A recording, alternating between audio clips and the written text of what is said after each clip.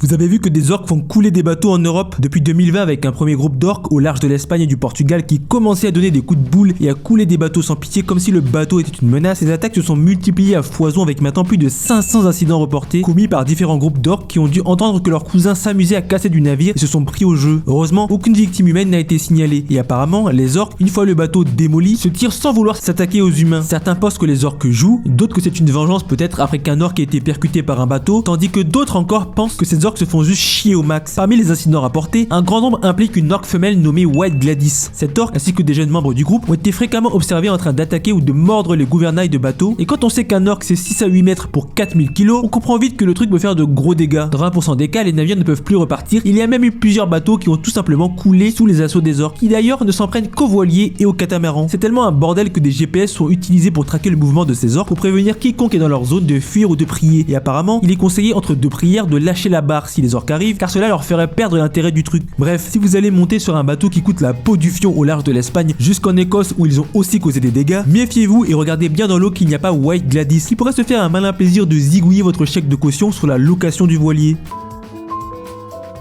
On m'a demandé pourquoi les fourmis tournent en rond comme ça. Mais avant que je ne réponde, préparez-vous mentalement parce que ça va chialer. Ce mouvement que vous regardez s'appelle en français le moulin de fourmis ou spirale fourmi de la mort en anglais. Car ce que vous observez, ce sont des fourmis légionnaires qui d'habitude utilisent à fond leurs phéromones, des molécules chimiques qui servent de communication au sein de la colonie pour savoir où aller chercher à manger, qui est qui dans la colonie, ou encore organiser des attaques sauvages. Sauf qu'il arrive parfois que des groupes de fourmis légionnaires, habitués à beaucoup explorer leur environnement, perdent la trace des phéromones de la colonie. Auquel cas, une fourmi légionnaire se dit, pas de panique, il suffit de suivre la fourmi qui est devant, qui elle suit aussi celle qui est devant, etc. à l'infini. Ce qui fait que les fourmis légionnaires se mettent à se suivre à l'infini sans réaliser qu'elles tournent en rond, car ces fourmis sont aveugles et n'utilisent que les phéromones pour analyser leur environnement. Et d'ailleurs, ces spirales de la mort ne sont pas toujours petites, car il a été découvert une spirale longue de 370 mètres où chaque fourmi mettait 2h30 pour faire un tour complet. Et le plus tragique là-dedans, c'est que dans la majorité des cas, ce groupe de fourmis perdues ne retrouve jamais trace de leur colonie. Donc les fourmis tournent et tournent et tournent jusqu'à crever d'épuisement, purement et simplement, sans possibilité d'appeler maman reine ou leurs copains pour venir les sauver. Lâchez des RIP en commentaire pour toutes ces fourmis perdues s'il vous plaît.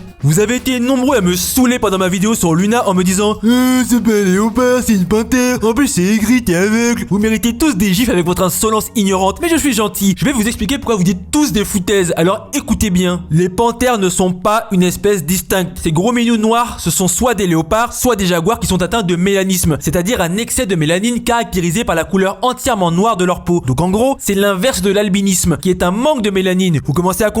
Chez les léopards d'Afrique et d'Asie, le gène est récessif, c'est-à-dire qu'il faut que papa et maman léopard aient le mélanisme dans leur ADN pour que leur bébé obtienne le mélanisme aussi. Par contre, chez les jaguars d'Amérique du Sud, c'est l'inverse, le gène du mélanisme est dominant. Il suffit qu'un seul parent ait le mélanisme dans son ADN pour qu'un petit puisse l'avoir aussi. Donc les jaguars noirs sont plus fréquents que les léopards noirs. D'ailleurs, si vous regardez de près, vous pouvez toujours voir les motifs de taches sur leur pelage, même si la peau est noire, bande d'insolents que vous êtes. Et je rajoute que plein d'autres animaux sont aussi atteints de mélanisme, comme des écureuils, des oiseaux, des serpents et même des papillons. Ça n'en fait pas des espèces à part. En fait, si vous voulez l'appeler panthère, vous devez aussi appeler ça une panthère, ça une panthère, ça une panthère, ainsi que ça et ça. Car Pantherinée n'est pas une espèce mais une famille qui se compose de 7 prototypes insolents: lion, tigre, léopard, jaguar, panthère nébuleuse de Bornéo et léopard de neige. Bref, léopard, léopard aussi, jaguar, jaguar aussi. Et je vous ordonne de partager cette vidéo à vos amis pour qu'ils cessent eux aussi de penser de vraies balivernes. Sinon je vous préviens, je vais distribuer des claques dans la bouche à tout le monde. Les ours n'hibernent pas, c'est faux et je vais vous expliquer. On m'a envoyé cette vidéo pour que je parle de l'insolence de réveiller un ours bien costaud qui pourrait se venger des humains insolents. Mais c'est le moment parfait pour que je vous explique que les ours n'hibernent pas, car pour hiberner, il faut se trouver en PLS léthargique ultime, c'est-à-dire cerveau en compote qui ne se réveille qu'en cas de danger immédiat, température glaciale du corps qui peut descendre jusqu'à quasiment 0 degré, et il faut un paquet de graisse pour survivre à cette température et derrière toute l'activité métabolique étant chaos technique, car elle chute de près de 98% avec réduction de la consommation d'oxygène, du rythme respiratoire avec même parfois des périodes d'apnée, réduction du rythme cardiaque et un flux sanguin concentré sur les organes vitaux. Et d'ailleurs, les animaux qui hibernent ne peuvent pas se réveiller avant la fin de l'hibernation. Et c'est tout l'inverse pour l'ours qui n'hiberne pas. L'ours hiverne. Il se met dans un sommeil profond mais se réveille plusieurs fois par hiver pour sortir aller casser la croûte et revenir faire dodo, car son cerveau n'est pas en PLS léthargique mais au contraire reste actif. Ça lui permet aussi d'aller pisser d'ailleurs. Quant à sa température corporelle, elle baisse un poil mais pas de fou. Comme ça, s'il y a un danger, l'ours peut se lever, sortir un coup de patte qui supprime la vie de l'intrus et repartir pioncer au calme. Et sachez que les les femelles ours peuvent parfaitement donner naissance à leurs petits au milieu de leur hibernation, ce qui serait impossible s'ils hibernaient. Bref, cet ours du début, vu qu'il hiverne au lieu d'hiberner, il aurait été parfaitement capable de se lever et d'arracher les jambes de tous ces insolents qui l'ont dérangé. Donc ils ont bien fait de s'enfuir comme des victimes. Mais bien sûr, les plus proches cousins biologiques vivants des hippopotames ne sont pas des animaux terrestres, mais en fait les baleines, et notamment les orques et les dauphins. Car hippopotames et baleines partagent un ancêtre commun récent, c'est-à-dire que cet ancêtre s'est séparé en deux catégories, ceux qui tabassent des animaux sans défense dans les océans et ceux qui tabassent des animaux sans défense sur la terre ferme. Ces gros tas d'hippopotames de 1800 kg ne peuvent pas sauter, mais en fait je les attaque gratuitement, car ce n'est pas directement à cause de leur masse, mais du fait que leurs vertèbres soient fusionnées. Ils ne peuvent donc pas plier leur dos comme les chats et les chiens. Ils ont une vue éclatée, mais un excellent odorat, de quoi renifler votre cuir chevelu d'insolent et vous démolir ensuite, mais plutôt de nuit, car les hippopotames sont principalement nocturnes et broutent de la prairie tranquillou sous les étoiles, alors que la journée c'est plutôt ronfler dans les rivières sous un soleil écrasant. Les mioches hippopotames sont tout aussi insolents que les adultes, et pas seulement parce qu'ils mâchent les écailles des crocodiles adultes, mais parce que malgré le fait que le lait de leur maman soit important, certains préfèrent bouffer de la végétation et refusent de boire le lait de mamounette, par pure insolence. Mais bon, il arrive souvent que les mâles envoient les petits au cimetière juste pour le fun, donc on va dire que le karma c'est se faire respecter. Ils sont également capables de courir à près de 30 km/h, mais avant que certains me disent que des humains peuvent aller plus vite, déjà la plupart des humains ne peuvent pas, ils se feront croquer le thorax, mais en plus faites pas les mecs genre vous allez détaler au calme, vous allez tomber comme des chèvres et vous faire piétiner, point à la ligne. Ah, il transpire un liquide rouge qui fait penser à du sang et donc à la haine. Et c'est en fait un composé antibactérien qui agit comme écran solaire et hydrate la peau. Parce qu'autant l'insolence de l'hippopotame est gigantesque, autant le soleil il te cogne fort le front, lui est un insolent de catégorie galactique. Je viens de trouver une patte d'antilope. Ça veut dire qu'il y a des prédateurs. Insolente! Partout il y a proie, il y a prédateur. Donc bien sûr que dans le désert de Dubaï il y a de l'insolence criminelle. On va voir qui sont les coupables potentiels. Déjà la patte que tu as trouvée est probablement celle de la gazelle de sable arabe, qui vit dans les déserts arabes et syriens en très petit comité, car leur population totale est genre de 3000, donc minuscule. Par contre, on en compte plus de 100 000 en captivité, qui eux, contrairement à leurs cousines, dont tu as trouvé la patte, n'ont pas à se méfier des trois grands distributeurs d'homicides avec d'abord les hyènes rayées, qui vivent tout autant en Afrique que dans les déserts d'Arabie, et qui se fondent parfaitement dans la zone avec leur pelage beige, gris clair et blanc. Et forcément, avec leur 1m30 de longueur et 70 kg, elles lâchent des balayettes mortelles à coups de croc à tout simplement tout ce qui bouge, comme des charognes, des carcasses, des petits mammifères ou encore ta gazelle. Mais un autre coupable possible qui adore démolir des gazelles est le léopard d'Arabie, dont il ne reste que quelques centaines et qui est un des plus petits de la famille des léopards, avec ses 30 kg, mais qui n'en est pas moins un danger public, car outre le fait qu'il dévore les gazelles, il s'attaque aussi aux tares d'Arabie, aux damans, aux lièvres, aux oiseaux, aux lézards, bref, comme la hyène, si tu respires dans son territoire, tu te fais envoyer au ciel et plus vite que ça. Mais il existe encore un coupable potentiel, le loup d'Arabie, extrêmement rare avec ses 18 kg, qui en font un des plus petits loups, et qui lui aussi donc fume la tronche des gazelles, mais aussi du buctin de Nubie, de l'onagre de Persée, ainsi que des plus petits genre des rongeurs, mais aussi des chats. Bref, je ne sais pas qui des trois a dévoré ta gazelle, mais bon, celui qui l'a fait est en danger d'extinction, et en plus ta gazelle, elle a un derrière appétissant selon ces trois assassins. C'est donc, selon eux, une gifle mortelle méritée.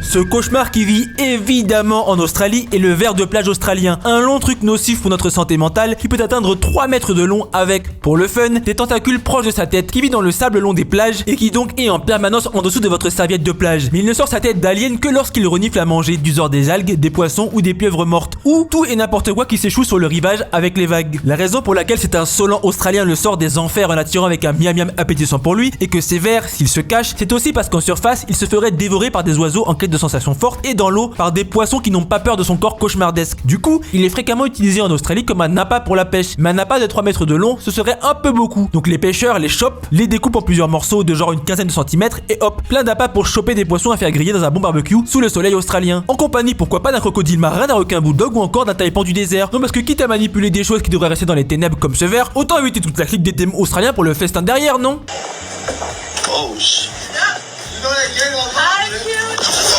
Ah, vous pensez que les ours font des blagues? Bien sûr qu'ils peuvent grimper. Juste essayez de vous cacher dans des arbres et regardez l'air dépressif. Comment il va grimper en 5 secondes et vous tirez le slip vers le sol. Là où il en terminera avec la foutaise qui est votre existence tout entière. Écoutez-moi bien quand je vous dis que les ours peuvent aller partout où votre corps de primate faiblard peut aller, mais large plus vite. Vous voulez courir? Il vous rattrape et vous arrache le nez. Vous voulez grimper? Il vous rattrape et vous transforme en compote. Vous voulez nager? Il vous rattrape, vous ramène sur la terre ferme et vous plie la colonne vertébrale en 6. De sorte qu'après le bruit du craquement de vos vertèbres, le prochain son qui va bercer vos oreilles sera le bruit de la harpe des anges du paradis qui vont accueillir votre insolence dans les cieux. On pourrait se dire, les ours noirs sont moins balèzes et lourds, mais même des ours bruns gigantesques, ça grimpe easy. Comme ici où un ours brun n'hésite pas à grimper pour apprendre la vie à un ours noir à coups de parpaing dans la tronche. Et quand je dis parpaing, souvenez-vous qu'accroché à celui-ci, vous avez des machettes de griffes toutes capables d'offrir un divorce à l'amiable entre votre tête et le reste de votre corps. Purée, même un mur de neige, il le grimpe au calme. Et encore une fois, qui se balade dans les forêts américaines et canadiennes sans aucune peur au point de filmer un ours à moins de 2 mètres comme si c'était une marmotte? Vous avez des brocolis dans le cerveau, c'est pas possible. Mais la sélection naturelle, elle se perd. Ce que vous regardez n'est pas d'un animal en train de crever ou même une attaque, mais la panique pure d'un animal extrêmement rare dont vous n'avez jamais entendu parler, le cachalot nain. Un beau bébé de 2 mètres pour 180 kg qui ne paraît pas pourtant minuscule au point de se faire appeler nain, mais vu que le vrai cachalot lui fait 16 mètres pour 41 000 kg, ok, à côté l'autre c'est un nain. Du côté de cette version de poche du cachalot, vu qu'elle n'est pas assez grande pour faire peur à qui que ce soit, elle a dû inventer un mécanisme de défense pour éviter de finir en steak tartare. Et cette défense est la décharge d'un sac dans ses intestins rempli d'un liquide rouge foncé qui est envoyé dans la mer dès qu'ils sont en panique, notamment lorsqu'un de leurs dizaines de prédateurs potentiels essaie de leur attraper le derrière pour en finir avec leur existence. Comme ici en Afrique du Sud avec un cachalot miniature qui fuit l'attaque d'un Solan léopard de mer en envoyant la sauce puissance max qui sert donc à les désorienter le temps qu'ils puissent se tirer et vite. Bien évidemment, lorsque certains sont proches de s'échouer, c'est aussi la panique la plus absolue, surtout que leur écolocation ne fonctionne plus dans des eaux si peu profondes. Ils sont donc complètement déboussolés et en PLS mental intégral et déchargent donc leur liquide panique en veux-tu en voilà en masse dans leur propre confusion.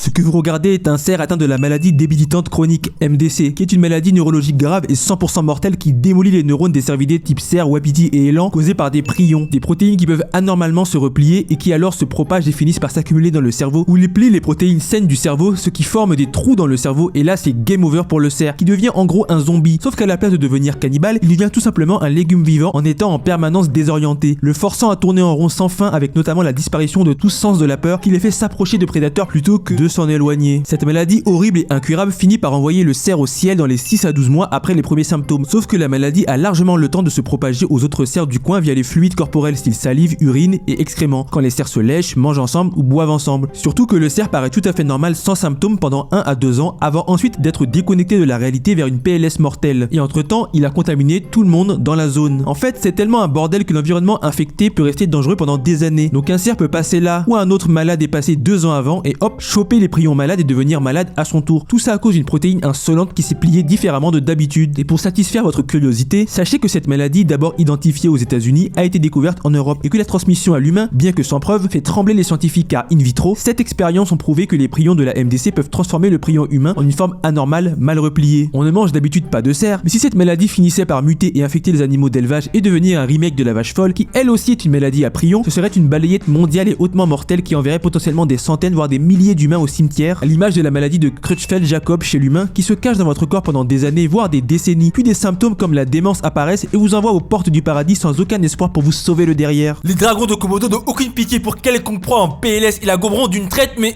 c'est quoi ces images insolentes? Ces dangers publics qui pèsent près de 100 kg pour 3 mètres de long dominent leur écosystème en mordant le derrière de tout être qu'ils croisent, que ce soit des cerfs, des oiseaux ou des humains qui traînent dans son territoire et se battent à la déloyale complet, car le dragon de Komodo, aussi puissant soit-il, a une flemme monumentale de chasser. Il préfère largement camper en embuscade avant de lâcher un coup de dent aussi violent qu'empoisonné, car bien qu'il ait été démontré que la salive des dragons de Komodo n'a pas de bactéries mortelles comme on le pensait, il y a bien un léger venin dans celui-ci qui peut aller jusqu'à nécroser les tissus de sa victime, de quoi l'affaiblir comme il se doit avant de la dévorer avec une mâchoire démoniaque faite pour déchiqueter de la victime avec des mouvements violents de la tête. Mais s'il est d'humeur, le dragon de Komodo peut sortir une pointe de vitesse à 20 km/h, donc il peut largement vous courser si vous décidez de fuir, et même si vous fuyez dans l'eau, ils iront vous rejoindre avec plaisir et faire trempette, car ils peuvent plonger à près de 5 mètres de profondeur avant de vous croquer la jambe. Donc si vous voulez fuir une attaque de dragon de Komodo, grimpez plutôt à un arbre. Non, je déconne. Évidemment qu'ils peuvent aussi grimper aux arbres et attraper quelconque faible qui va s'y cacher. Il n'y a aucune échappatoire. Vous allez finir dans son ventre et puis c'est tout. D'ailleurs, je vous l'ai dit, un dragon de Komodo ça peut faire jusqu'à près de 100 kg. Or, ces goinfres peuvent manger jusqu'à 80% de leur poids en un repas. Ce qui signifie qu'un dragon de Komodo peut vous manger entièrement entre midi et 2 en un repas, de la tête aux pieds,